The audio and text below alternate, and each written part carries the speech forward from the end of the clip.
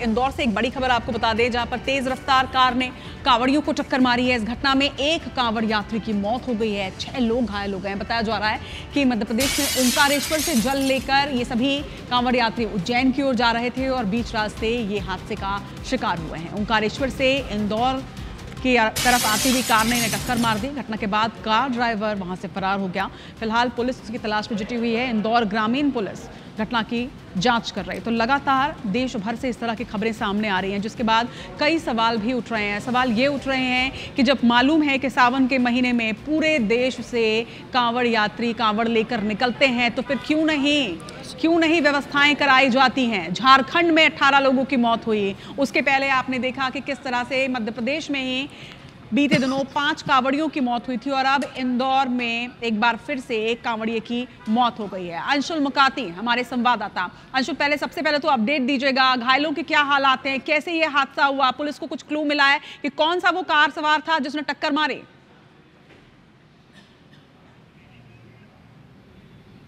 हाँ बिल्कुल, आपको बता दूं कि आयशर गाड़ी ने पूरी टक्कर मारी है और ओंकारेश्वर से उज्जैन जो है वो कांवड़ यात्री जल लेकर के जा रहे थे और इसी दौरान चोरल के पास जो है आयशर गाड़ी ने इन सभी कांवड़ियों को टक्कर मारी थी। और आयशर गाड़ी की स्पीड इतनी तेज़ थी कि जो एक कांवड़ यात्री है आदर्श, उसकी मौके पर ही मौत हो गई थी, जबकि 6 अन्य जो कांवड़ यात्री थे उन्हें घायल अवस्था में एम्बाई अस्पताल में भर्ती किया गया था, जहाँ पर एक अन्य कांवड़ यात्री जो है उसकी हालत गंभीर बताई जा रही है। अन्य 5 जो घायल कांवड़ यात्री हैं वे खतरे के बाहर है, लेकिन एक कांवड़ यात्री की जो हालत है वो गंभीर बताई जा रही है। और जैसे ही ये पूरा हादसा हुआ था उसके बाद ड्राइवर जो है वो मौके पर ही गाड़ी छोड़ करके भाग गया था। हालांकि जो इंदौर से खंडवा का मार्ग है ओंकारेश्वर जाने का, इंदौर खंडवा रोड, उस पर भारी वाहनों का प्रवेश जो है वो पहले से ही निषेध है, लेकिन ये आदेश जो है ये सुबह 8 बजे से शाम को 6 बजे तक लागू रहता है। ये जो कांवड़ यात्री हैं ये ओंकारेश्वर से जल लेकर निकले थे और देर शाम जो है ये रोड पर चल रहे थे। इसी दौरान ये गाड़ी ने इसे टक्कर मारी है। हालांकि पुलिस का लगातार ये दावा था कि ये जो मार्ग है लगातार इस मार्ग पर अत्यधिक दबाव रहता है कांवड़ यात्रियों का, इसके लिए समुचित व्यवस्थाएं की जाती है,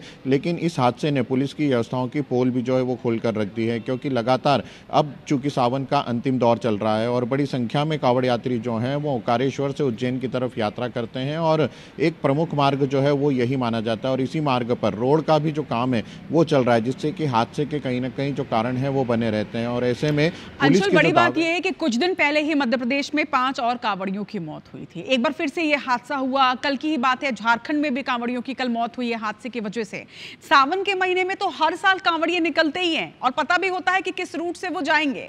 पुष्प वर्षा की व्यवस्था तो कराई जाती है, लेकिन उनकी सुरक्षा की व्यवस्था को क्यों नहीं देखा जाता? ये सिर्फ राज्य सरकार नहीं, केंद्र सरकार के लिए भी सवाल उठता है।